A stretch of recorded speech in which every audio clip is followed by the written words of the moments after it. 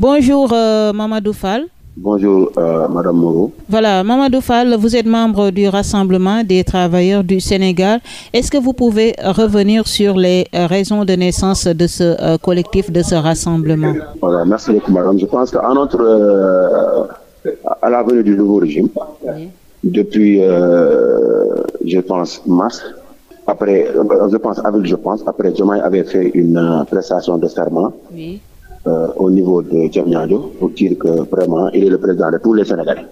À notre grande surprise, à partir de janvier, on a constaté les vagues de licenciements dans les agences, dans les services de l'État et même dans les privés. Et raison, on a constaté que c'est des licenciements abusifs. Et vu la situation de la CDC, qui est une dépôt de consultation groupe, qui est dans la filiale qu'on appelle CDC Habitat, dont je suis agent, on a été licencié abusivement. Donc, le protocole n'a pas été négocié, c'est un protocole imposé. On t'appelle le jour. Quand tu viens, on te dit tu signes, tu pars, tu ne signes pas, tu pars. Donc, vu cette situation, on a vu aussi d'autres agences et d'autres sociétés de la place, comme l'ONAS, comme Fongip, comme Promise, comme le port autonome de Dakar, comme beaucoup d'entités dans le pays, on fait aussi des licenciements abusifs. Et entre-temps, nous nous sommes réunis pour créer ce qu'on appelle l'RTS, Rassemblement des travailleurs du Sénégal, coordonné par M. Boubacar Fall, qui est à Dakar Demdik. D'accord. Oui, allez-y, continuez. Nous, notre objectif, ce n'est pas de combattre avec l'État, mais nous voulons que tous ces travailleurs soient rétablis de leurs droits. Parce que le droit des travailleurs n'a pas été respecté et que c'est le moment de respecter les droits de travail. Personne dans ce pays ne doit pas licencier quelqu'un abusivement sans prendre en compte ce qu'on appelle le droit du travail. Donc le travail, il est protégé par les codes du travail. Mais vous êtes combien au niveau du rassemblement des travailleurs du Sénégal? Nous sommes aux environs de 30 000. Parce que vu 30 000. Le FERA, oui. Même vu le FERA, oui. Pour d'entretien routier qui entretenait les routes qui étaient dans les communes, oui. Ils sont que 26. C'est mieux. Des mille et quelques. Tu peux partout, quand tu passes, tu vois que c'est des vagues de licenciement. Donc, vu cette hausse de chiffres qu'on a vu, et c'est un danger pour le pays. Parce que 30 000 personnes licenciées, c'est pas 2, c'est pas 3. Tu as licencié 30 000 familles, 30 000 pères de famille. Il y a des enfants, il y a des familles en dislocation. Il y a des gens qu'on a exclus de leur foyer. Il y a des gens qui n'ont même pas quoi à manger. Il y a des gens qui sont malades. Il y a beaucoup de contraintes actuellement sociales qui sont causées par ces licenciements abusifs. Et aussi, on fait un appel au président de la République. Actuellement, nous sommes en train de s'organiser parce qu'on a une marche dès cet après-midi à partir de 15h. Départ rond-point Abbas Laou, destination de la poste de Médina. Donc, on invite tous les Sénégalais à y participer. C'est juste sonner l'alarme pour dire au président de la République qu'il y a des Sénégalais qui ont perdu leur emploi abusivement. D'accord. Et que nous voudrions qu'on les rétablisse dans leur droit. Mais vous avez suivi les explications fournies par les nouvelles autorités. En fait, elles parlent de recrutement politique. Elles vous considèrent comme des recrutements politiques. Qu'est-ce que vous pouvez dire par rapport à ça?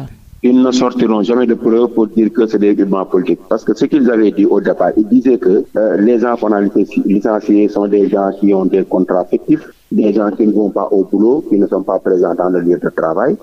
Ce qu'ils disaient, mais jamais vous ne verrez ce document prendre par l'État. Mais nous, à notre niveau, nous avons des contrats à durée indéterminée, certains des contrats à durée déterminée. Donc, le contrat à durée indéterminée ne doit pas être licencié comme ça. Nous, notre cas, c'est vraiment un abus. On nous a licenciés politiquement parce que la liste qu'on a créée n'a aucun critère. C'est une liste qu'on a pris comme ça, on a choisi des gens et pensant qu'ils étaient près du régime, on les a fait dans une liste et puis hop, on nous appelle dans une organisation pour nous dire que vous êtes là, le document est là, c'est le protocole, il a été fait par le bailleur en personne et je pense que pour négocier une protocole à l'amiable, je pense que c'est les deux parties. On n'a même pas besoin d'informer l'inspection du travail. On a juste besoin, quand on termine, on l'informe pour nous dire que moi, j'ai fait ce qu'on appelle la négociation à l'amiable. Mais malheureusement, ce n'est pas le cas. On nous a imposé un départ imposé On t'amène le document, on met ça sur la table, on te dit, soit tu signes, tu pars, tu signes pas, tu pars. Et on vous a notifié aucun motif de licenciement? Là où je vous parle, madame, on m'a licencié depuis le 10 janvier. Oui. Là où je vous parle, on est à 12 minutes. Je n'ai pas encore reçu mes documents qui me disent que je ne travaille plus à la CDC Habitat. D'accord. C'est ça qu'on appelle un abus. C'est ça qu'on appelle un... Tu n'as même pas les mots pour les classes. D'accord. Et en fait, plan de riposte et de lutte, vous avez annoncé tout à l'heure une marche. Après cette marche, qu'est-ce que vous comptez faire pour dénoncer cette injustice? Nous allons organiser pour la première fois au Sénégal 1er mai rouge. 1er mai rouge. Rouge, oui. Et d'information. Parce que, madame, il y a beaucoup de gens qui ne comprennent pas la situation de ces travailleurs. Parce que la communication que l'État a sortie, vous l'avez dit tout à l'heure, on a licencié des recrutements politiques, des Togmoudor, des gens qui sont fictifs. Moi qui vous parle, j'ai un CDI. Et dans mon lieu de travail, j'étais les premiers à être sur place. Même mon directeur général et ceux qui étaient là-bas, j'étais les premiers à être sur place avec eux. Et eux, ils habitent à Dakar, moi j'habite à Guédiawaye. Donc pour te dire que ce qu'ils ont fait, c'est un choix, hein, c'est un choix de lâche, un choix de larbin, un choix de... Je ne sais même pas les mots à utiliser pour le dire, parce que je ne peux pas imaginer un jeune qui a bénéficié d'une salle dans une société, qui a bénéficié d'un CDD dans la société, qui a bénéficié d'un CDI dans la société, et toi tu viens, tu les regardes comme ça, dans tes yeux, et tu dis qu'il a perdu le régime, tu les licencies.